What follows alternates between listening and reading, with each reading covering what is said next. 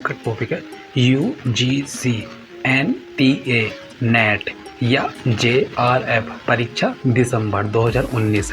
शिक्षण एवं शोध अभियोग्यता प्रश्न पत्र फर्स्ट सेट है, ठीक है। अध्यायवार व्याख्या सहित हल प्रश्न पत्र शिफ्ट फर्स्ट।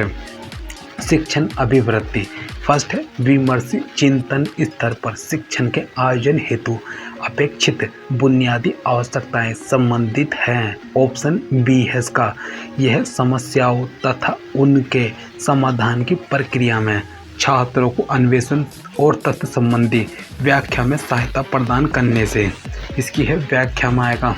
व्याख्या में विमर्शी स्तर शैक्षणिक विचारों में गहरे अध्ययन, चिंतन तथा मनन के लिए पूर्व अर्पित ज्ञान, तथ्य और सामान्यकृत निष्कर्षों, विचारों, सिद्धांतों में अपेक्षित परिवर्तन लाए जाते हैं तथा नई सूझबूझ विकसित की जाती है। अतः विमर्शी स्तरीय विचारों के आदान प्रदान में क्रियान्वयीकरण संप्रेषण की संभावना अधिक होती है। विमर्शी चिंतन स्तर पर शिक्षण के आयोजन हेतु अपेक्षित आवश्यकताएं, समस्याओं तथा उनके समाधान की प्रक्रिया में छात्रों को अन्वेषण और तथ्य संबंधी व्याख्या में सहायता प्रदान करने से संबंधित है। सेकंड, नीचे दिए गए दो सेटों में से एक सेट में मूल्यांकन प्रणाली का उल्लेख है, जबकि सेकंड में उनकी वर्णनात्मक विशेषताओं का उल्लेख है। दोनों सेट को सम्मिलित कीजिए। इसमें आएगा मैं व्याख्या। सेट फर्स्ट में मूल्यांकन प्रणाली का, सेट सेकंड में दिए गए वर्णनात्मक विशेषताओं के साथ सही सुमेल निम्नलिखित हैं। सेट फर्स्ट में मूल्यांकन प्रणाली, सेट सेकंड में वर्णनात्मक विशेषताएं। फर्स्ट है निर्माणात्मक मूल्यांकन। इसका है सुधार की गुंजाइश की पहचान है। फिर बी संकलनात्मक मूल्यांकन। इसका है अधिगम स्तरों का निर्धारण। फिर सी मानक संदर्भित परीक्षण। इसमें है फर्स्ट दूसरों के साथ छात्रों के निष्पादन की तुलना। फिर डी निकष संदर्भित परीक्षण। इसमें आएगा सेकंड निपुणता के मानकों को बताना। थर्ड है नीचे दी गई सूची में उन कारकों की पहचान कीजिए जो किसी संस्था में सकारात्मक अधिगम परिवेश के संबंध में शिक्षण को प्रभावित करते हैं। इसमें आ जाएगा व्याख्या में डी में आएगा कक्षा के भौतिक परिवेश तथा सामाजिक तथा भावनात्मक परिवेश विद्यार्थियों के अधिगम पर उल्लेखनीय प्रभाव डालता है। शिक्षण की गतिविधियां उस समय सर्वाधिक प्रेरणादायक होती हैं जब वे विद्यार्थियों को या तो समस्या का व्यावहारिक रूप से अन्वेषण करने के लिए जोड़ते हैं या समस्या के समाधान के द्वारा चिंतन के कौशलों को विकसित करने के लिए सक्रिय रूप से जोड़ते हैं। किसी संस्था के सकारात्मक अधिगम परिवेश के संबंध में शिक्षण को प्रभावित करने वाले कारक निम्नलिखित हैं। फर्स्ट है कक्षा के साथ साथ संस्था में विचारों को साझा करने एवं खुली चर्चा करने हेतु संभावनाएं। सेकंड, संस्था अथवा कक्षा में सकारात्मक प्रबंधन को बार बार उपयोग किया जाना। थर्ड है कक्षा एवं संख्या को समावेशी परिवेश के रूप में विकसित करना। फिर फोर्थ एक प्रभावी शिक्षक होने की दृष्टि से निम्नलिखित में से प्रमुख शिक्षण व्यवहार क्या है।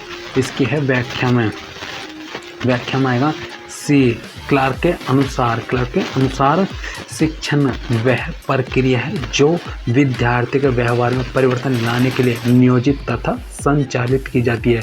शिक्षक यह सुनिश्चित करने के लिए जिम्मेदार है कि सभी विद्यार्थियों को सीखने में पूरी तरह संलिप्त है या उन्हें सीखने के लिए पर्याप्त अवसर एवं सहायता मिल रही है और यह तभी सुनिश्चित किया जा सकता है जब संसाधनों का प्रबंधन प्रभावी ढंग से और सीखने की प्रक्रिया को सुधारने के स्पष्ट प्रयोजन के साथ किया जा रहा हो।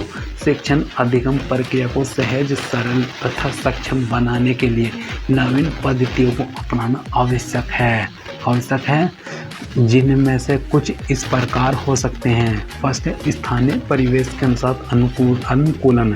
फिर सेकंड विद्यार्थियों की सांस्कृतिक पारिवारिक परिस्थितियों का ज्ञान।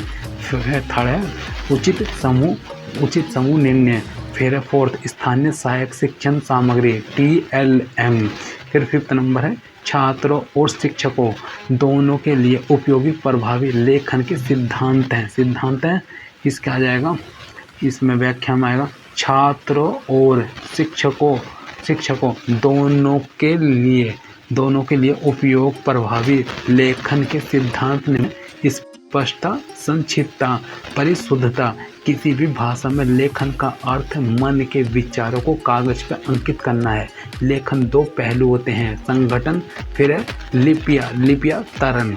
एक लेखन भूमिका जिसमें विचार करना, लिखित पाठ्य वस्तु के स्वरूप को तय करना, कविता, कहानी, रिपोर्ट, रेसिपी, निर्देशों का समूह आदि तथा इसके बारे में सोचना शामिल होता है। मसौदा या ड्राफ्ट तैयार करना संगठन का एक महत्वपूर्ण भाग होता है। एक सचिवीय भूमिका जिसमें इस बात पर ध्यान देना शामिल होता है कि लेखन किस प्रकार का प्रस्तुत किया जाए ताकि दूसरे लोग इसे पढ़ें और समझ सके।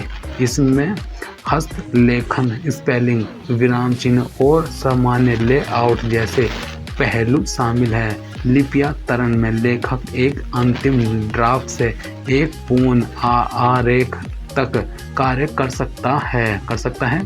फिर इसमें आएगा शोध अभिवृत्ति में आएगा जब किसी शोध अध्ययन में प्राप्त परिणामों को प्रतिदर्श से बड़े किसी समूह अध्ययन के संदर्भ से इतर तक विस्तार किया जा सके तो यह कहलाती है या कहलाता है।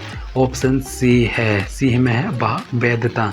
जब किसी शोध अध्ययन में प्राप्त परिणामों को प्रतिदर्श से बड़े किसी समूह अध्ययन से संदर्भ से इतर तक विस्तार किया जा सके तो यह वैधता कहलाता है। वैधता शोध अध्ययन का एक महत्वपूर्ण एवं आवश्यक लक्षण होता है।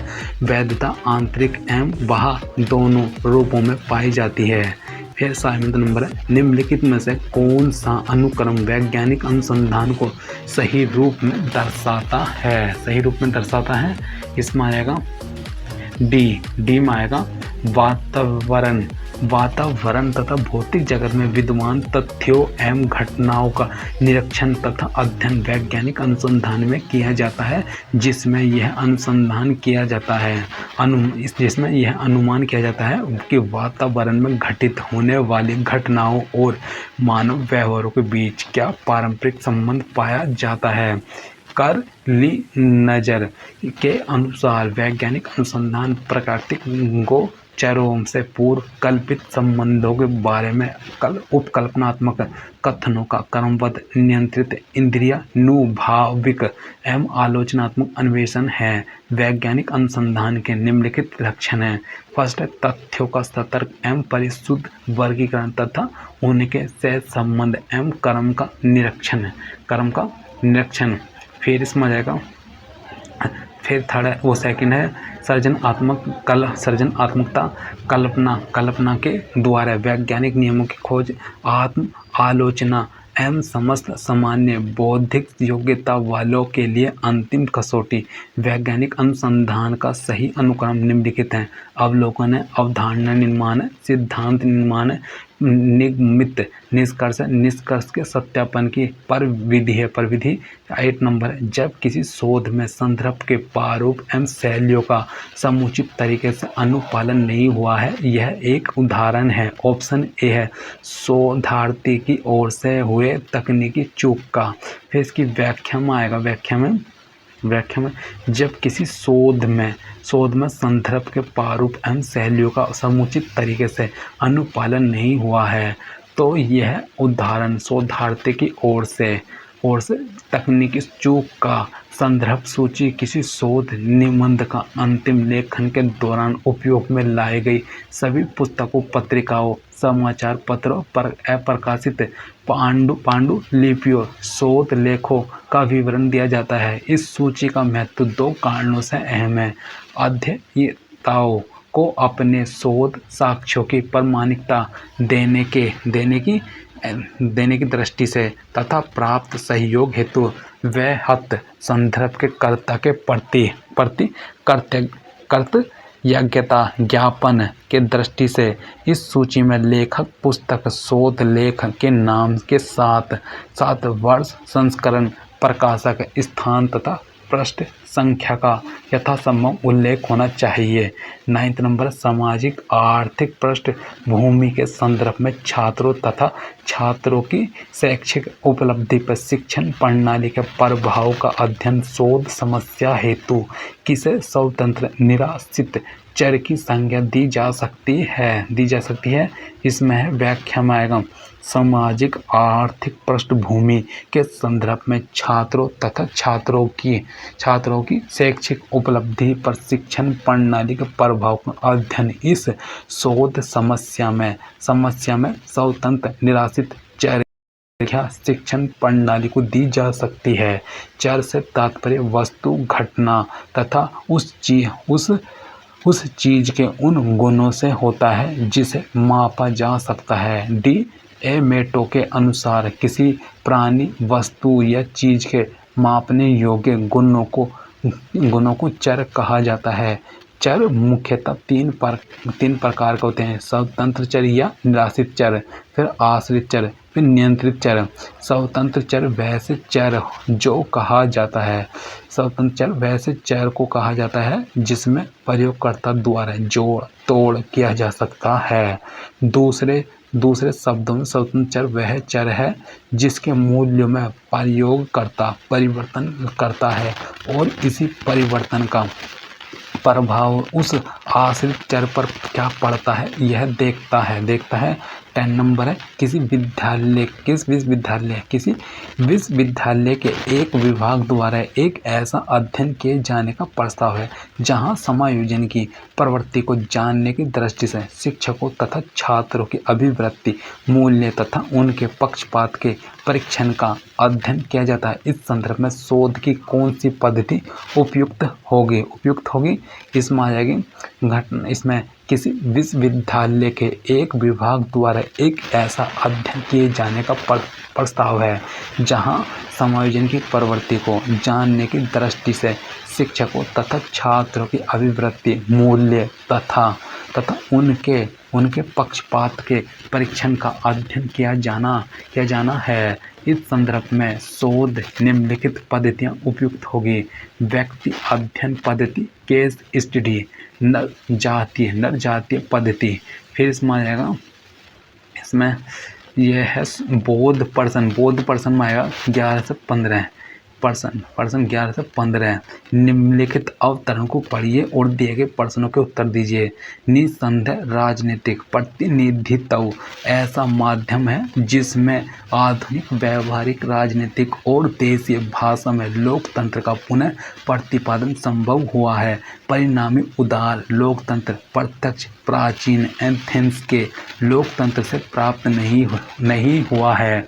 उन युगों के मध्य वास्तव में ऐसा कुछ नहीं था जो लोकतंत्र के प्रति वास्तविक या नामित राजनीतिक दृष्टिकोण रखता था, और जब यह पुनः राजनीति और सिद्धांत का केंद्र बना तो इसमें प्रतिनिधि जुड़ गया जिसे हम लोकतंत्र कहते हैं। वस्तुतः विशेष प्रकार का लोकतंत्र है प्रतिनिध्यात्मक लोकतंत्र, जबकि निर्वाचन और जनमानस का दबाव निराश्रित रूप से राजनीतिक प्रभाव डालता है। प्रतिनिधियों के कार्य लोकतांत्रिक नागरिकता को राजनीतिक अधिकार में परिणत करने हेतु प्राथमिक सरकारी प्रणाली होते हैं। लोकतांत्रिक समाज में राजनीतिक अच्छाई को बढ़ावा देने के लिए हम प्रतिनिध्यात्मक प्रक्रिया पर भरोसा करते हैं, परंतु आजकल जब कोई प्रतिनिधियों के विचार की कल्पना करता है तो नैतिकता या अच्छाई से इसका साहचर्य मस्तिष्क में नहीं आता है। कुल मिलाकर यह तटस्थ प्रक्रिया है। यह एक यांत्रिक विधि है जिसके द्वारा एक सत्ता दूसरे के लिए होती है या उसका प्रतिनिधित्व करती है, और लाखों नागरिकों के निर्णयों को कुछ जन प्रतिनिधियों के विधिक आधिकारिक हाथों में देने या हजारों लोगों की भावनाओं को भी एक व्यक्ति के नेतृत्व को सौंपने की राजनीति आवश्यक होती है।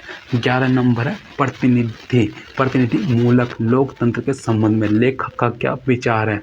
ऑप्शन डी है यह कुछ व्यक्तियों के हाथ में सत्ता का केंद्रीकरण। यह प्रतिनिधि मूलक लोकतंत्र के संबंध में लेखक का विचार कुछ व्यक्तियों के हाथ में सत्ता का केंद्रीकरण होने से है। प्रतिनिधि मूलक लोकतंत्र एक प्रकार की यांत्रिक विधि है जिसके द्वारा एक सत्ता दूसरे के लिए होती है या प्रतिनिधित्व करती है, जो लाखों लोगों के निर्णयों को कुछ जनप्रतिनिधियों के विधिक आधिकारिक हाथों में दे देती है। फिर 12 नंबर है इस अवतरण के अनुसार राजनीतिक प्रतिनिधियों के कार्य क्या दर्शाते हैं। ऑप्शन सी है यह राजनीतिक शक्ति इसमें आएगा व्याख्या में इस अवतरण के अनुसार राजनीतिक प्रतिनिधियों के कार्य राजनीतिक शक्ति को दर्शाते हैं। राजनीतिक प्रतिनिधित्व ऐसा माध्यम है जिसमें आधुनिक व्यावहारिक राजनीतिक और क्षेत्रीय भाषा में लोकतंत्र का पुनः प्रतिपादन संभव हुआ है। परिणामी उदार लोकतंत्र पुरानी लोकतंत्र से प्राप्त नहीं हुआ। उन युगों के मध्य ऐसा कुछ नहीं था जो लोकतंत्र के प्रति वास्तविक या नामित राजनीतिक दृष्टिकोण रखता था। फिर 3 नंबर निम्नलिखित में से किसमें आधुनिक राजनीतिक देशी भाषा की विशेषता निहित है। ऑप्शन डी है यह प्रतिनिधि मूलकता। फिर राजनीतिक प्रतिनिधि मूलकता में आधुनिक व्यावहारिक राजनीतिक और देशीय भाषा की विशेषता निहित है। इसी कारण यह प्राचीन एथेंस के लोकतंत्र से भिन्न प्रतीत होता है, जिसके परिणामस्वरूप इसमें लोकतंत्र के प्रति वास्तविक या नामित राजनीतिक का जन्म हुआ, जो विशेष प्रकार का लोकतंत्र है। फिर इसमें आ जाएगा 14 नंबर है राजनीतिक प्रतिनिधित्व के कारण निम्नलिखित में से किसका उद्भव हुआ। ऑप्शन बी है बी में उदार लोकतंत्र। राजनीतिक प्रतिनिधित्व के कारण उदार लोकतंत्र का उद्भव हुआ, जो निर्वाचन और जनमानस का दबाव निश्चित रूप से राजनीतिक प्रभाव डालते हैं। प्रतिनिधियों के कार्य लोकतांत्रिक नागरिकता को राजनीतिक अधिकार में परिणत करने हेतु प्राथमिक सरकारी प्रणाली होते हैं। आजकल जब कोई प्रतिनिधि के विचार की कल्पना करता है तो नैतिकता या अच्छाई से इसका साचार्य मस्तिष्क में नहीं आता। फिर लेखकों के अनुसार लोकतंत्र के विचार को किस रूप में देखा जाता है। फिर इसका ऑप्शन सी है यह प्रतिनिध्यात्मक प्रक्रिया इसकी व्याख्या में आएगा। लेखक के अनुसार लोकतंत्र के विचार को प्रतिनिध्यात्मक प्रक्रिया के रूप में देखा जाता है, जिसके परिणाम स्वरूप उदार लोकतंत्र का प्रादुर्भाव होता है, जो लोकतंत्र की प्रति वास्तविक या नामित राजनीतिक का दृष्टिकोण रखता है। संप्रेषण अच्छे कक्षा संप्रेषण की गतिशीलता में शामिल है। ऑप्शन है का सी में आएगा BCE। फिर इसमें आएगा व्याख्या में कक्षा की गतिशीलता में एक कक्षा समुदाय में छात्रों और शिक्षकों के मध्य बातचीत शामिल है।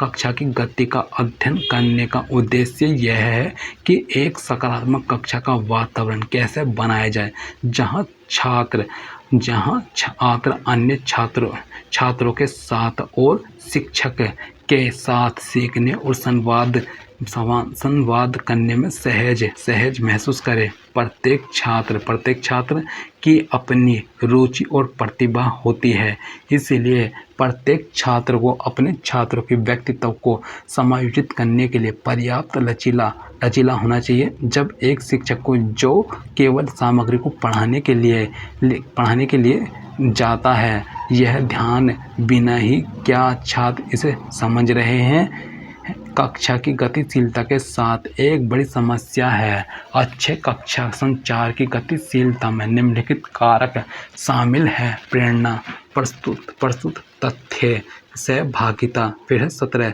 दूरवर्ती शिक्षा प्रकारता में अनुदेशात्मक संप्रेषण होता है। ऑप्शन डी है सरचित और आवर्त्यात्मक। दूरवर्ती शिक्षा औपचारिक, अनौपचारिक एवं औपचारिकेतर शिक्षा का सम्मिलित रूप है, जिसे मुक्त शिक्षा, संचार माध्यम शिक्षा आदि के नाम से भी जाना जाता है। दूरवर्ती शिक्षा प्रकारता में अनुदेशात्मक संप्रेषण प्राय सरचित और आवर्त्यात्मक होता है। होमवर्क के अनुसार दूरवर्ती शिक्षा में खुले अधिगम को संप्रेषण के विभिन्न माध्यमों तथा शिक्षा तकनीकी के द्वारा संपादित किया जाता है। विभिन्न संप्रेषण माध्यमों के द्वारा छात्रों के लिए अधिगम सामग्री भेजी जाती है और उसका आवंटन उनके द्वारा उपलब्ध किए गए स्थान तक प्रेषित की जाती है। दूरस्थ शिक्षा अंशकालिक होती है और विद्यार्थी घर बैठे ही ज्ञान अर्जन प्राप्त करता रहता है। दूरस्थ शिक्षा में विद्यार्थी की रुचि और आवश्यकता पर अधिक ध्यान दिया जाता है। दूरस्थ शिक्षा में पाठ्यक्रम पूरा करने की कोई समय सीमा नहीं होती है। इसमें सहायक उपकरणों यथा radio, Doordarshan, audio video cassette, CD, film और पत्राचार माध्यमों का प्रयोग होता है। यह शिक्षा प्रणाली जन शिक्षण प्रणाली है। फिर 18 नंबर है, नीचे 2 कथन दिए गए हैं जिनमें से एक को अभिकथन ए और दूसरे को तर्क आर कहा गया है। इसमें आ जाएगी व्याख्या में आ गया पर्सन अभिकथन है। संप्रेषण सूचना के आदान प्रदान के लिए सभी व्यवहार मानव को सम्मिलित नहीं करता है। गलत है, क्योंकि संप्रेषण का तात्पर्य ही सूचना के आदान प्रदान में मानव व्यवहार को प्रभावित करना है। तर्क आर संप्रेषण में सभी 5 ज्ञानेंद्रियों यथा आँख, नाक, कान, त्वचा एवं जीभ विभिन्न प्रकार के ज्ञान अर्जित करने और सूचना का आदान प्रदान में सहायक होती है। अतः एक गलत है लेकिन 8 सही है। फिर 19 नंबर है, निम्नलिखित में से कौन सा ईमेल के संदर्भ में अनुप्रयुक्त है? इसका ऑप्शन सी है। ईमेल मंथर गति वाली मेल है। इसकी है व्याख्या में आएगा, ईमेल इलेक्ट्रॉनिक संदेश भेजने का माध्यम है जिसे हम इलेक्ट्रॉनिक मेल भी कहते हैं। यह कंप्यूटर नेटवर्क में प्रकाश की गति से गमन करता है। इससे हजारों किलोमीटर दूर बैठे किसी भी व्यक्ति को इलेक्ट्रॉनिक मैसेज तुरंत भेज सकते हैं। बहुत सी कंपनी हैं जो ईमेल की सर्विस प्रदान करती हैं। उनमें से प्रमुख हैं जीमेल, जिसका संपूर्ण संसार में सबसे अधिक उपयोग किया जाता है। इसके अतिरिक्त हॉटमेल याहू मेल भी ईमेल सर्विस प्रदान करती है। ईमेल में प्राप्त करने वाले का नाम, रिसीवर या पता, ईमेल आईडी और संदेश को लिखा जाता है। अतः ईमेल के संदर्भ में विकल्प सी में दिया गया संदर्भ अनुप्रयुक्त है। फिर गणितीय तर्क और अभिवृत्ति इसमें आएगा, यदि A, B का व्युत्क्रमानुपाती है, B C का व्युत्क्रमानुपाती है तो ऑप्शन इसका B आ जाएगा। बी आ जाएगा। A C का अनुलोमानुपाती है। इसका है A B का व्युत्क्रमानुपाती है, अर्थात A व्युत्क्रमानुपाती B या A बराबर K/B। फर्स्ट समीकरण। पुनः B C का व्युत्क्रमानुपाती है, अर्थात B व्युत्क्रमानुपाती 1/C या A बराबर K/B। समीकरण फर्स्ट। फिर समीकरण सेकंड है। समीकरण फर्स्ट और सेकंड से यह आ जाएगा, A व्युत्क्रमानुपाती 1/b, फिर है और b व्युत्क्रमानुपाती 1/b गुना c, ये आ जाएगा a अनुक्रमानुपाती c, अर्थात a c का अनुलोमानुपाती है। फिर है निम्नलिखित अनुक्रम में x है इसमें आ जाएगा दिया गया अनुक्रम निम्नबद्ध नियमानुसार बन रहा है। इसमें है 3 में 2 की गुना करेंगे 2 जोड़ देंगे, 3 दूनी 6 और प्लस 2 8 हो गया। फिर 8 में भी 2 की गुना करेंगे और 2 जोड़ देंगे, 8 दूनी 16, 16 दूनी 18, 18 में भी करेंगे 18 दूनी 36, 36 दूनी 2 38 हो गया। अब 38 में भी 2 करेंगे, ये हो जाएगा 78। फिर यदि सॉल्यूशन के लिए POR 5 KTSH 5M है तो CROME को निम्नलिखित में से रूप में लिखा जाएगा। ऑप्शन सी है C BQ5LD, जिस प्रकार उसी प्रकार। ठीक है, इनमें माइनस प्लस का 15, फिर माइनस माइनस माइनस माइनस ऐसे इसमें चलेगा। ठीक है, फिर इसमें नियम है। फिर 23 नंबर में आएगा 2 संख्याएं 3:7 के अनुपात में है। यदि इन दोनों संख्याओं में 8 जोड़ दिया जाता है तो उनका अनुपात 5:9 हो जाता है। ये संख्याएं हैं, माना दोनों संख्याएं क्रमशः 3x तथा 7x हैं। ठीक है, फिर 3x/7x प्लस 8 3x + 8/7x + 8 बराबर 5/9, इनकी गुना कर देंगे कैंची। फिर 27x, फिर 9 × 72, फिर इसमें आ जाएगा 7 × 35, फिर 8 × 40। ठीक है, अब x में से x घट जाएंगे और इसमें से HR में से HR, फिर है 35 में 27 गए तो 8x, फिर 72 में से 40 गए 32, तो 8 से 32 को 4 आ गया। अतः दोनों संख्या क्रम से 3 × 2 बराबर 12 या 7 × 14 बराबर 28, अर्थात 12/28 होगी। 24 रुपये 2000 स्वयं की धनराशि पर 9 महीने में रुपये 180 साधारण ब्याज प्राप्त होता है। ब्याज की वार्षिक दर है यह माना ब्याज की वार्षिक दर 8% है। प्रश्न अनुसार साधारण ब्याज बराबर मूलधन गुना दर गुना समय बटे 100। साधारण ब्याज कितना 180 और फिर मूलधन कितना 2000, दर कुछ दिया नहीं तो R, फिर गुना 9 हो गया समय, फिर 100 × 12, ये 9 महीने बराबर 9/12 वर्ष, तो यह आएगा R बराबर 12 वर्ष। युक्त तर्क ऐसे हेत्वाभास जिसमें प्रतिवादी की स्थिति को वास्तव में युक्ति संगत से अधिक अतिशय या अयुक्तिगत के रूप में दर्शाया गया हो तो उसे क्या कहा जाता है। ऑप्शन डी है स्ट्रॉन्गमैन। अनुमान करते समय जब हेतु वास्तव में हेतु नहीं होता परंतु हेतु जैसा प्रतीत या आभास होता है तो अनुमान में दोष हो जाता है। इसी को हेत्वाभास कहते हैं। ऐसे हेत्वाभास जिसमें प्रकृतिवादी की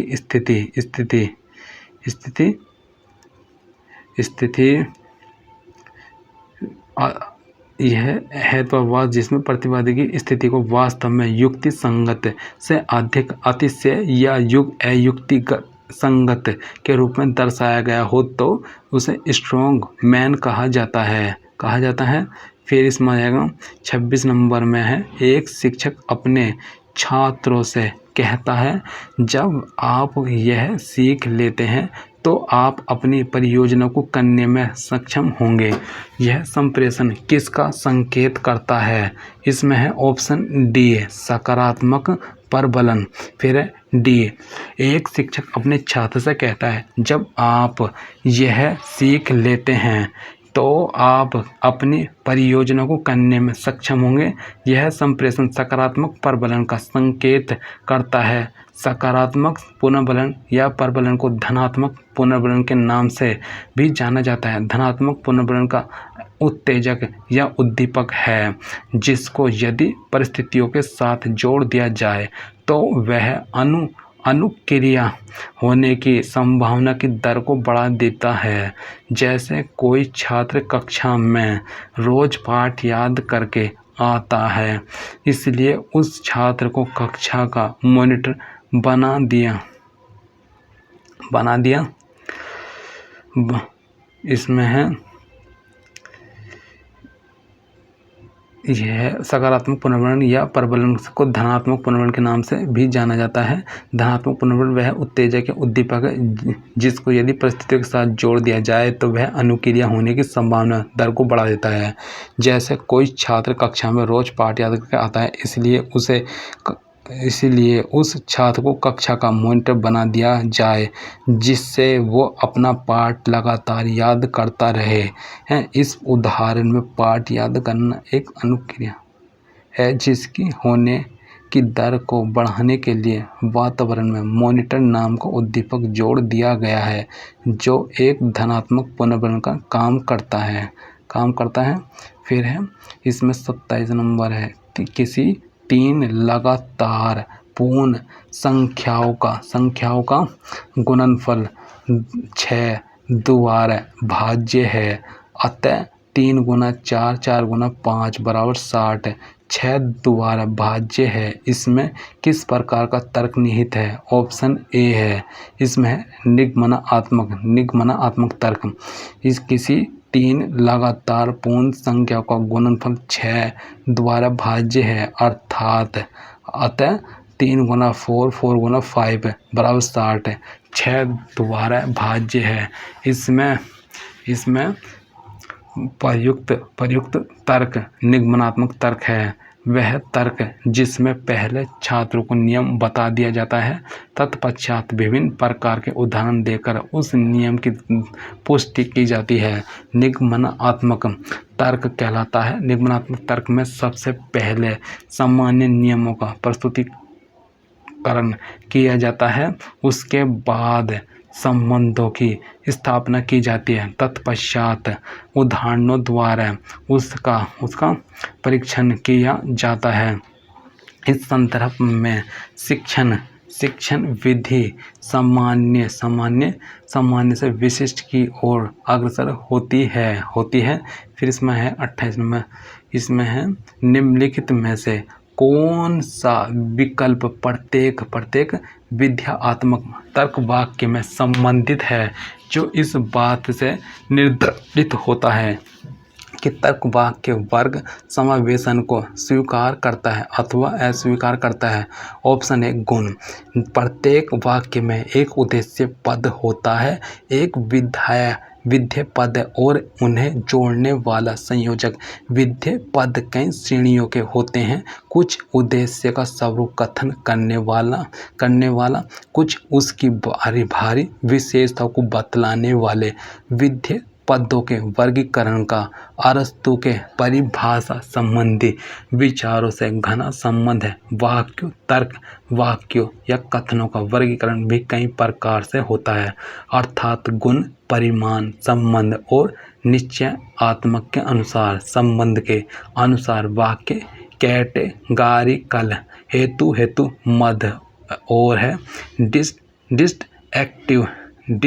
डिसएक्टिव होते हैं। निश्चयात्मकता के अनुसार कथनात्मक, संभाव्य और निश्चयात्मक 3 प्रकार के होते हैं। वाक्य का प्रमुख रूप कैटगारिकल निरपेक्ष कथन रूप है। वैसे वाक्यों का वर्गीकरण गुण विध्यात्मक तथा प्रतिषेधात्मक तथा परिमाण कुछ अथवा सब संबंधी के अनुसार होता है।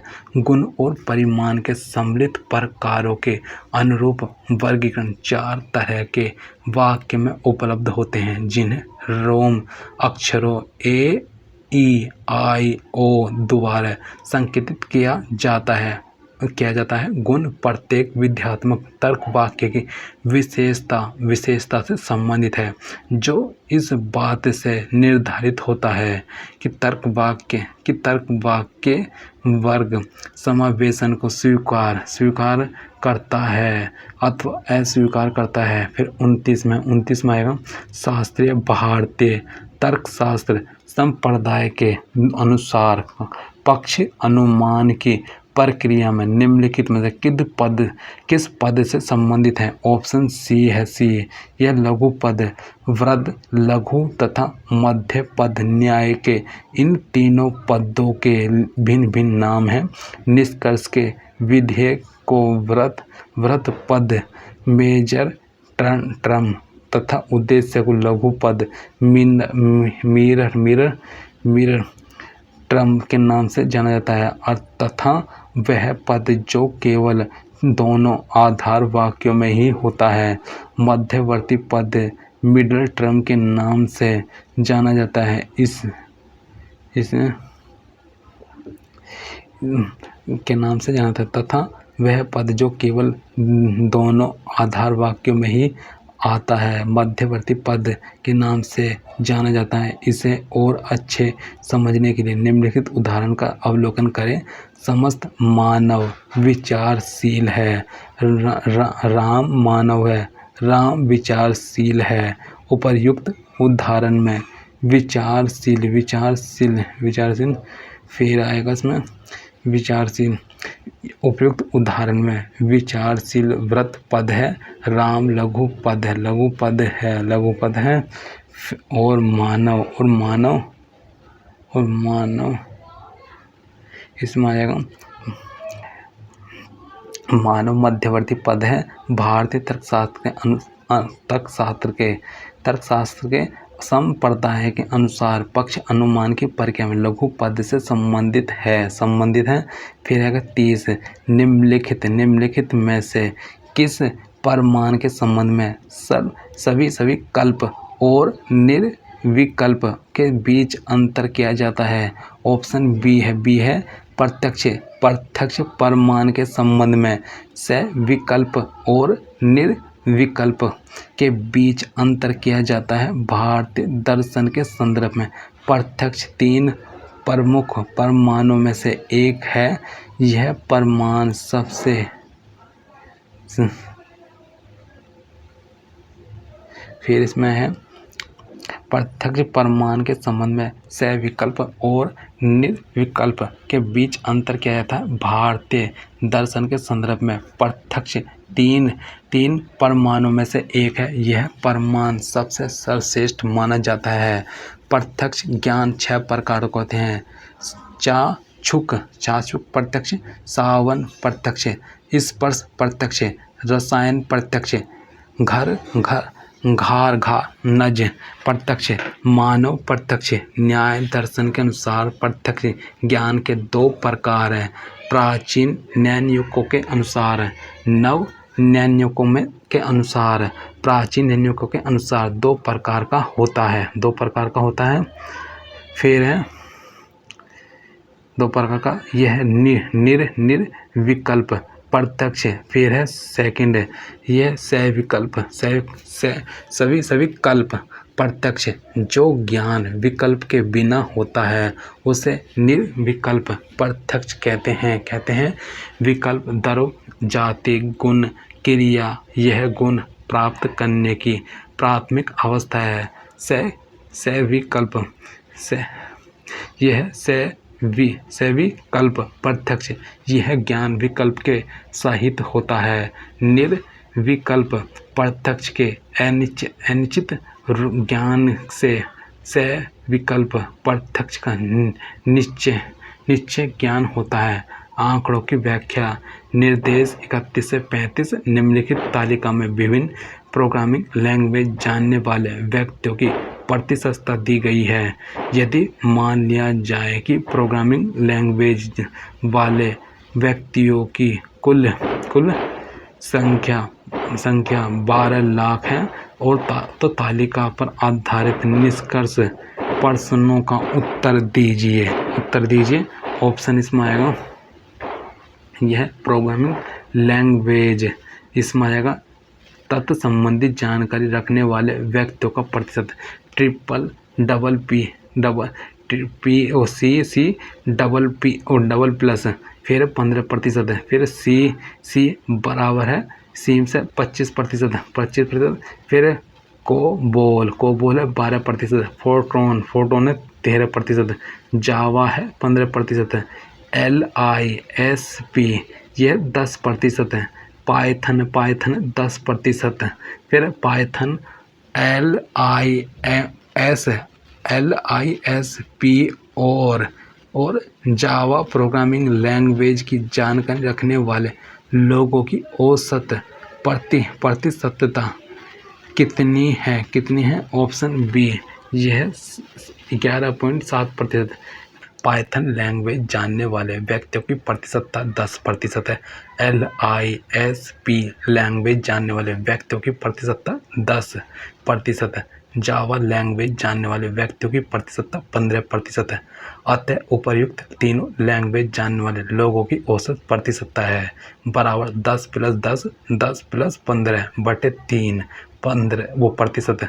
यह बराबर 11.666 है। फिर यह हो जाएगा 11.7% है। 32 नंबर, सी लैंग्वेज जानने वाले व्यक्तियों की संख्या और जावा जानने वाले व्यक्तियों की संख्या का अनुपात है बी 5:3 है। यह प्रोग्रामिंग लैंग्वेज जानने वाले कुल व्यक्तियों की संख्या 12 लाख। सी लैंग्वेज जानने वाले व्यक्तियों की संख्या 12 लाख गुना 12 लाख का 25% है, तो 25/100 बराबर 3 लाख। तथा जावा लैंग्वेज जानने वाले व्यक्तियों की संख्या है 12 लाख का 15% बराबर 1,80,000। अतः अभिष्ट अनुपात 3 लाख अनुपात 1,80,000 बराबर 5:3 है। फिर 33 नंबर, सी और कोबोल प्रोग्रामिंग लैंग्वेज जानने वाले लोगों की संख्या का अंतर है। ऑप्शन डी है 1,56,000। फिर इसमें आएगा सी लैंग्वेज जानने वाले लोगों की संख्या बराबर 3 लाख। कोबोल लैंग्वेज जानने वाले लोगों की संख्या 12 लाख गुना 12/100 बराबर 1,44,000। अतः अभिष्ट अंतर है 3 लाख - 1,44,000। फिर बराबर हो जाएगा 1,56,000। सी जावा और कोबोल लैंग्वेज जानने वाले व्यक्तियों की कुल संख्या है। ऑप्शन डी है 6,24,000। फिर सी लैंग्वेज जानने वाले व्यक्तियों की संख्या है 3 लाख। फिर कोबोल लैंग्वेज जानने वाले व्यक्तियों की संख्या 1,44,000। जावा लैंग्वेज जानने वाले व्यक्तियों की संख्या है 1,80,000। अतः उपर्युक्त तीनों लैंग्वेज जानने वाले व्यक्तियों की कुल संख्या है 3 लाख + 1,44,000 + 1,80,000 बराबर 6,24,000। यह कितने व्यक्तियों को सी लैंग्वेज की जानकारी है? ऑप्शन बी है 3 लाख। उपर्युक्त प्रश्न की व्याख्या से स्पष्ट है कि सी लैंग्वेज जानने वाले व्यक्तियों की कुल संख्या 3 लाख है। सूचना और संचार प्रौद्योगिकी ICT यह 36 नंबर, निम्नलिखित सूची में क्या अधिगमकर्ता केंद्रित उपाग से संबंधित है? ऑप्शन ए है ए में क्या है? फर्स्ट और थर्ड। इसमें आएगा फर्स्ट में क्या है? स्वयं SWAYAM। फिर थर्ड में इसमें थर्ड में आएगा MOOCS। फिर पर्सनगत सूची में स्वयं SWAYAM तथा MOOCS अधिगमकर्ता केंद्रित उपागम से संबंधित है। अधिगमकर्ता केंद्रित उपागम से तात्पर्य ऐसी आवास व्यवस्था से है जिसके द्वारा अधिगमकर्ता अपने आप से डिजिटल प्रौद्योगिकी का सहारा लेते हुए ज्ञात करता है।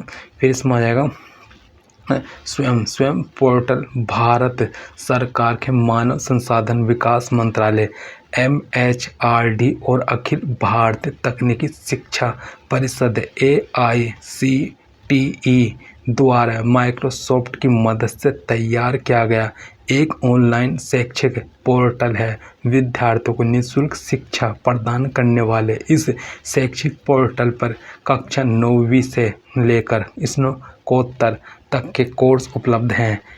MOOCs का पूरा नाम मैसिव ओपन ऑनलाइन कोर्सेज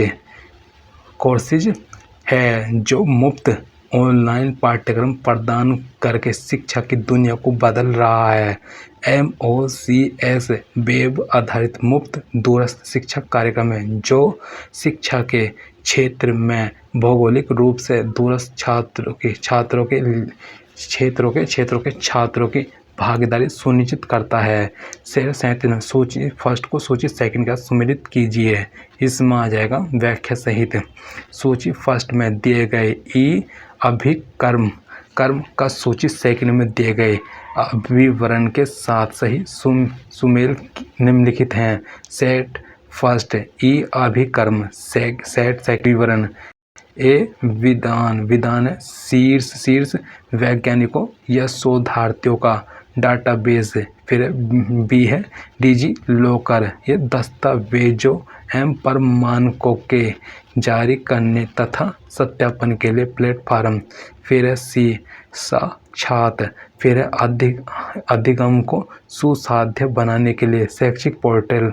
फिर शोध गंगा, फर्स्ट है संपूर्ण मूल शोध प्रबंध, ई बुक्स और जर्नल्स का भंडार। फिर आते विकल्प बी अभिष्ट उत्तर होगा। फिर 38 है निम्नलिखित में से कौन से मद गैर पारंपरिक अधिगम कार्यक्रम के घटक हैं। ऑप्शन सी है सी में आएगा फर्स्ट थर्ड फोर्थ। इसकी व्याख्या में आएगा निम्नलिखित घटक गैर पारंपरिक अधिगम कार्यक्रमों के कारण है। फर्स्ट टी सोमेलियर, फिर सेकंड स्पा प्रबंधन, थर्ड है संग्रहालय विज्ञान। फिर 39 में है कंप्यूटर संबंधित कार्यकलाप में WORM का पूर्ण रूप है। ऑप्शन सी है right once read many. Computer संबंधित कार्यक्रम में WORM का पूर्ण रूप राइट वंस रीड मैनी है। यह एक प्रकार की डिस्क है जिसमें एक बार लिखा जा सकता है और कई बार रीड किया जा सकता है। ऑप्टिकल स्टोरेज मैग्नेटिक स्टोरेज की तुलना में अधिक मेमोरी कैपेसिटी प्रदान करता है क्योंकि लेजर बीम को कंट्रोल किया जा सकता है और छोटे मैग्नेटिक हेड की तुलना में अधिक सटीक रूप से फोकस किया जा सकता है, जिससे डेटा को बहुत छोटी जगह में बहुत बड़े डेटा को स्टोर किया जा सकता है। ऑप्टिकल डिस्क को मुख्य रूप से पोर्टेबल और सेकेंडरी स्टोरेज डिवाइस के रूप में प्रयोग किया जाता है। फिर इसमें आएगा 40 नंबर में आएगा निम्नलिखित में से कौन सा लोगों द्वारा अपने बच्चों के भविष्य के लिए सर्वश्रेष्ठ निर्णय लेने में सहायता करने वाली निर्णय समर्थन तंत्र है। ऑप्शन बी है सारांश। फिर सारांश भारत में केंद्रीय माध्यमिक शिक्षा बोर्ड द्वारा शुरू किया गया एक वेब पोर्टल है जिसका उद्देश्य स्कूलों में सूचना और संचार तकनीकों को बढ़ावा देना है। मानव संसाधन विकास मंत्री ने 7 नवंबर 2015 को यह पोर्टल लॉन्च किया था। सारांश सभी CBSE संबद्ध को स्कूलों और अभिभावकों के लिए एक आत्म समीक्षा उपकरण है। यह स्कूलों के साथ साथ अभिभावकों के बीच संवाद बढ़ाने के लिए एक इंटरफेस के रूप में कार्य करता है। यह बच्चों की शक्ति और कमजोरियों के मूल्यांकन में माता पिता की सहायता करने के लिए एक डेटा चलित निर्णय सहायक प्रणाली प्रदान करता है जो बच्चों के भविष्य के लिए सूचित निर्णय लेने में सहायक होता है। अतः लोगों द्वारा अपने बच्चों के भविष्य के लिए सर्वश्रेष्ठ निर्णय लेने में सहायता करने वाले निर्णय समर्थन तंत्र सारांश है।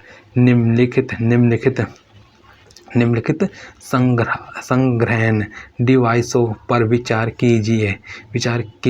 इसमें आ जाएगा, इसमें है ऑप्शन A, इसमें है व्याख्या में डाटा संग्रहण क्षमता के आधार पर प्रसंगत डिवाइसों का आरोही क्रम निम्नलिखित प्रकार से होगा। यह आरोही क्रम बढ़ते क्रम रीड रोम वो CD रोम फिर लेस देन DVD रोम फिर less than hard disk CD रोम या कॉम्पैक्ट डिस्क रोम के अधिकतम भंडारण क्षमता लगभग 700 MB होती है। DVD रोम या डिजिटल वीडियो डिस्क रोम का आकार तो CD रोम के समान ही होता है, परंतु भंडारण क्षमता CD रोम से लगभग 6 गुना अधिक होता है। DVD रोम और CD रोम में डेटा को सिर्फ पढ़ा जा सकता है, लिखा नहीं जा सकता। हार्ड डिस्क एक सेकेंडरी और स्थायी डाटा स्टोरेज डिवाइस है। यह मानव मस्तिष्क के समान है, जहां सभी अतीत और वर्तमान घटनाओं को संग्रहित किया जाता है। यह मैग्नेटिक से बना होता है जो मैग्नेटिक रिकॉर्डिंग टेक्निक्स का पालन करके डेटा को संग्रहित करता है। नवीनतम स्टोरेज तकनीक 4 टेराबाइट TB तक पहुंच गई है। सबसे पहला हार्ड डिस्क IBM कंपनी ने बनाया था, जिसका स्टोरेज क्षमता केवल 5 MB थी और वजन करीब 250 kg था। बाद में इसमें अनेकों बदलाव किए गए, जिसका परिणाम आज का आधुनिक हार्ड डिस्क है। लोग विकास और पर्यावरण इसमें आएगा 42 में हमारे पर्यावरण के संरक्षण विश्वव्यापी जागरूकता और कार्यवाही को प्रोत्साहित करने हेतु UNEP ने निम्नलिखित में से किस विषय के प्रति विश्व पर्यावरण दिवस 2019 के अवसर पर जोर दिया? यह ऑप्शन C है, वायु प्रदूषण की रोकथाम। प्रत्येक वर्ष 5 जून को मनाए जाने वाले विश्व पर्यावरण दिवस की शुरुआत वर्ष 1972 में मानव पर्यावरण पर आयोजित संयुक्त राष्ट्र सम्मेलन के दौरान हुई थी। इसके आयोजन का उद्देश्य हमारे पर्यावरण की सुरक्षा के लिए वैश्विक स्तर पर जागरूकता फैलाना है। इसका आयोजन प्रत्येक वर्ष संयुक्त राष्ट्र पर्यावरण कार्यक्रम UNEP द्वारा किया जाता है। पिछले वर्ष यानी 2018 में विश्व पर्यावरण दिवस समारोह की मेजबानी भारत ने की और इसका विषय प्लास्टिक प्रदूषण था। इस वर्ष अर्थात 2019 में इसकी मेजबानी चीन कर रहा है और हमारे पर्यावरण के संरक्षण हेतु विश्वव्यापी जागरूकता एक अहम कार्यवाही को प्रोत्साहित करने के लिए विश्व पर्यावरण दिवस का विषय वायु प्रदूषण की रोकथाम है। संयुक्त राष्ट्र की एक रिपोर्ट के अनुसार यदि 25 आसान और सस्ते उपायों को लागू किया जाए तो तो करोड़ लोगों की ज़िंदगी बचाई जा सकती है और एशिया में रहने वाले 1 अरब लोग शुद्ध हवा में सांस ले सकते हैं। फिर 43 निम्नलिखित में से उन पर्यावरणीय मुद्दों की पहचान कीजिए जो स्थानीय प्रकृति के हैं। ऑप्शन में आएगा व्याख्या सहित। ऑप्शन ए है, ए में है व्याख्या सहित। इसमें है पिछले 100 वर्ष में मनुष्य की जनसंख्या में भारी बढ़ोतरी हुई है, इसके कारण अन्न, जल, घर, बिजली, सड़क, वाहन और अन्य वस्तुओं की मांग में वृद्धि हुई है। परिणाम स्वरूप हमारे प्राकृतिक संसाधनों पर काफ़ी दबाव पड़ रहा है और वायु, जल तथा भूमि प्रदूषण बढ़ता जा रहा है। हमारी आज भी आवश्यकता है कि विकास की प्रक्रिया को बिना रोके अपने महत्वपूर्ण प्राकृतिक संसाधनों को खराब होने, निम्नीकरण और इनके अवक्षय को रोके एवं प्रदूषित होने से बचाए। ऐसे पर्यावरणीय मुद्दे जो सीधे मानवीय हस्तक्षेप से संबंधित होते हैं स्थानीय प्रकृति के मुद्दे कहलाते हैं। इनके अंतर्गत निम्नलिखित पर्यावरणीय मुद्दे सम्मिलित हैं। फर्स्ट है झील प्रदूषण एवं जल प्रदूषण। सेकंड है भूक्षरण या मृदा क्षरण एवं मरुस्थलीकरण। फिर है जल जमाव, जलाक्रांति और मृदा लवणता। ठोस अपशिष्ट प्रबंधन, घरेलू वाहित मल और औद्योगिक वाहित शराब। फिर कृषि रसायन और उनके प्रभाव, वनोन्मूलन। फिर इसमें है 44 में आएगा निम्नलिखित में से कौन सा संयुक्त राष्ट्र संघ जलवायु परिवर्तन फ्रेमवर्क सम्मेलन UNFCCC के उद्देश्य को दर्शाता है। ऑप्शन ए है क्या है वायुमंडल में ग्रीन हाउस गैसों के संकेंद्रण का सुस्थितीकरण। फिर वर्ष 1992 में आयोजित पृथ्वी शिखर सम्मेलन में 3 कन्वेंशन की घोषणा की गई थी। उसमें से एक संयुक्त राष्ट्र जलवायु परिवर्तन फ्रेमवर्क सम्मेलन है जिसका मुख्य उद्देश्य वायुमंडल में ग्रीन हाउस गैसों के संकेंद्रण का सुस्थितीकरण करने के साथ साथ जलवायु तंत्र के साथ खतरनाक मानवीय हस्तक्षेप को रोकना भी है। यह कन्वेंशन 21 मार्च 1994 से प्रभाव में आया। वर्तमान में 197 देशों ने कन्वेंशन को स्थापित किया।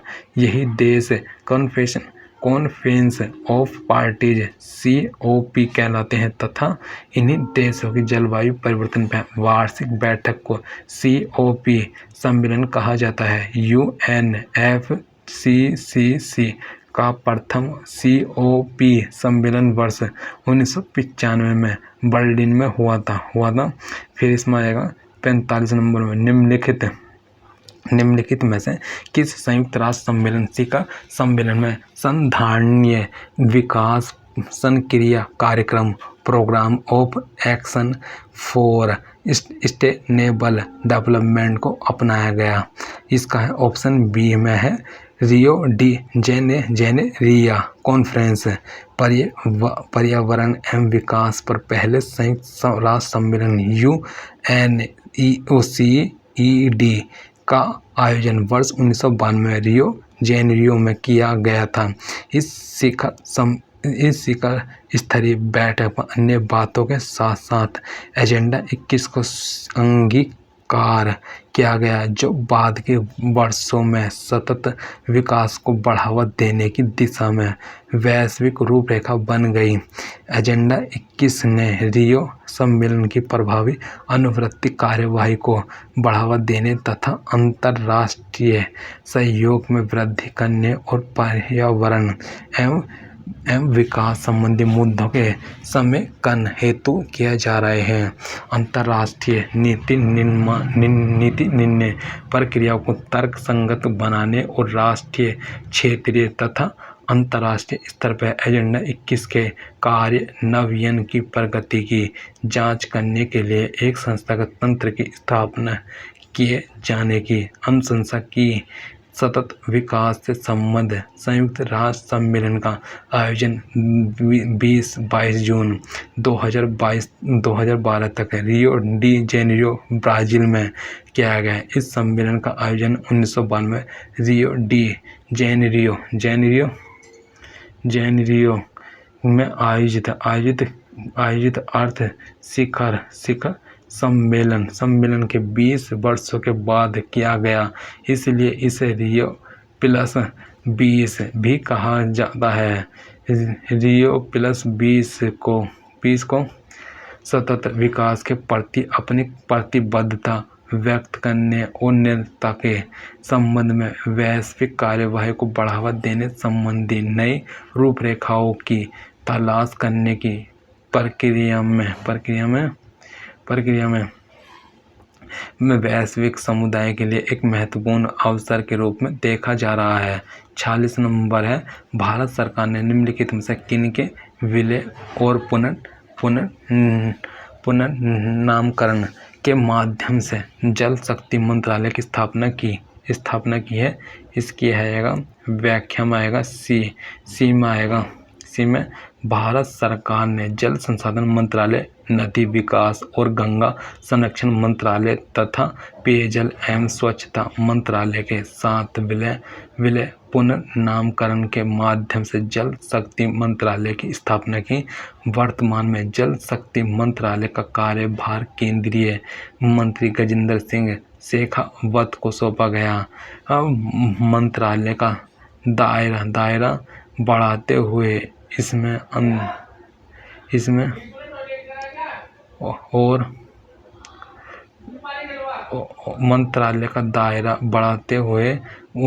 अंतर्राष्ट्रीय से लेकर अंतर्राज्यीय जल विवाद पेयजल उपलब्ध कराने बेहद जटिल नामी गंगे परियोजना, गंगा नदी और उसकी सहायक नदी एवं उप सहायक नदियों को स्वच्छ करने के महत्वाकांक्षी पहल को शामिल किया गया।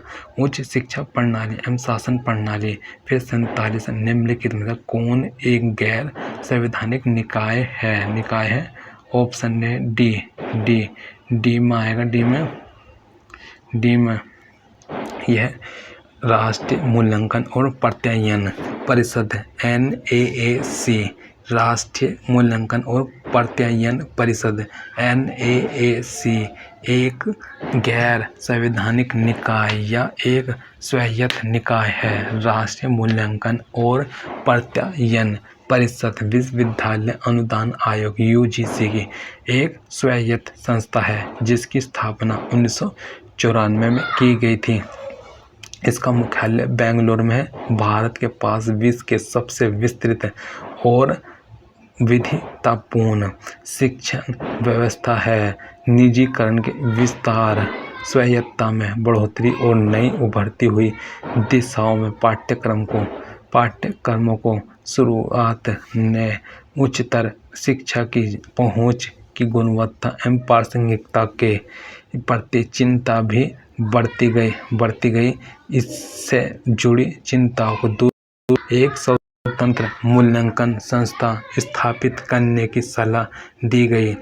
इसके परिणाम स्वरूप सन 1994 में राष्ट्रीय मूल्यांकन एवं प्रत्यायन परिषद की स्थापना की गई। फिर इसमें आएगी 48 नंबर में उच्च शिक्षा क्षेत्र से संबंधित नीति आयोग के त्रिवर्षीय कार्य एजेंडा मदों की पहचान करें। ऑप्शन ए में फर्स्ट है, सेकंड है, थर्ड है। फिर स्वाधीनता के बाद हमारे देश ने तत्कालीन सोवियत संघ के समाजवादी शासन की संरचना को अपनाया, जिसमें योजनाएं बनाकर काम किया जाता था। पंचवर्षीय तथा एक वर्षीय योजनाएं काफ़ी लंबे समय तक देश में चलती रही। योजना आयोग ने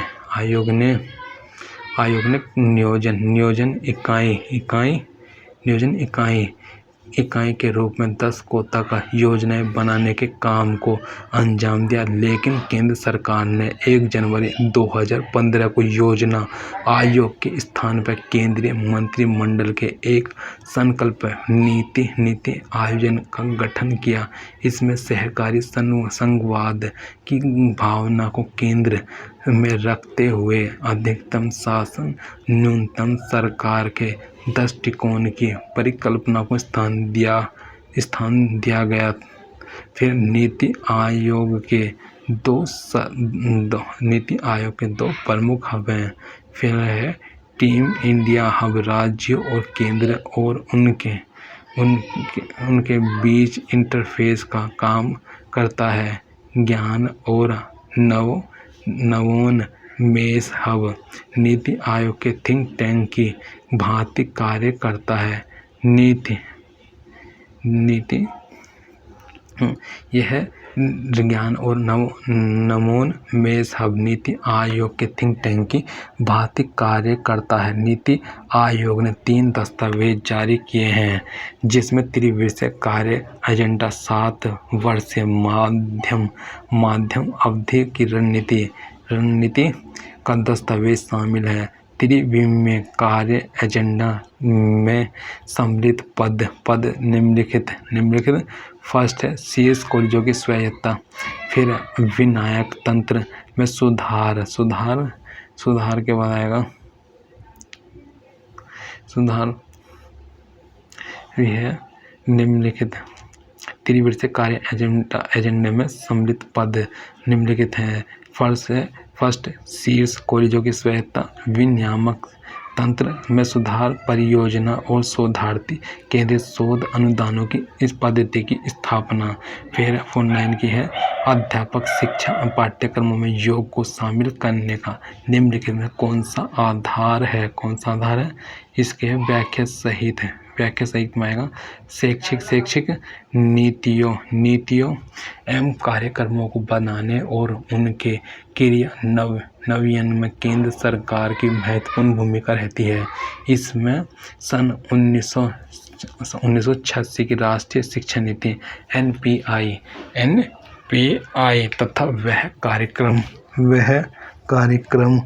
शामिल है, जिसे सन 1992 में अद्यतन किया गया। संशोधित नीति में एक ऐसी राष्ट्रीय शिक्षा प्रणाली प्रावधान था जिसके अंतर्गत शिक्षा में एक रूपता लाने, पूर्ण शिक्षा कार्यक्रम को जन आंदोलन बनाने, सभी को शिक्षा सुलभ कराने, बुनियादी प्राथमिक शिक्षा की गुणवत्ता बनाए रखने, बालिका शिक्षा पर विशेष जोर देने, देश के प्रत्येक जिले में नवोदय विद्यालय को व्यवसाय परक बनाने, उच्च शिक्षा के क्षेत्र में विविध प्रकार की जानकारी देने और अंतर अनुशासनिक अनुसंधान करने, राज्यों में नए मुक्त विश्वविद्यालयों की स्थापना करने, शारीरिक शिक्षा, योग को बढ़ावा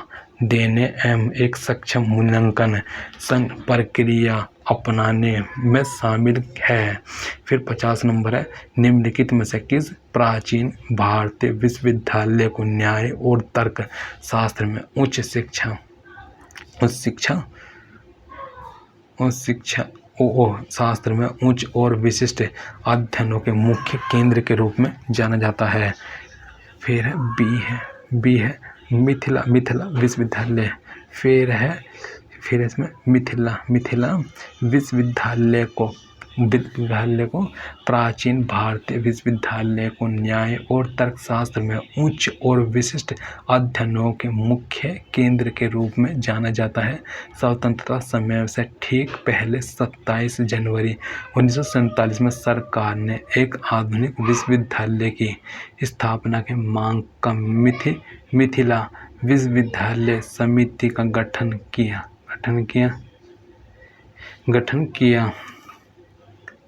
किया, जिसकी रिपोर्ट के आधार पर वर्ष 1968 में यूजीसी के द्वारा आधुनिक बहुसंकाय विश्वविद्यालय मिथिला मिथिला विश्वविद्यालय की स्थापना की गई।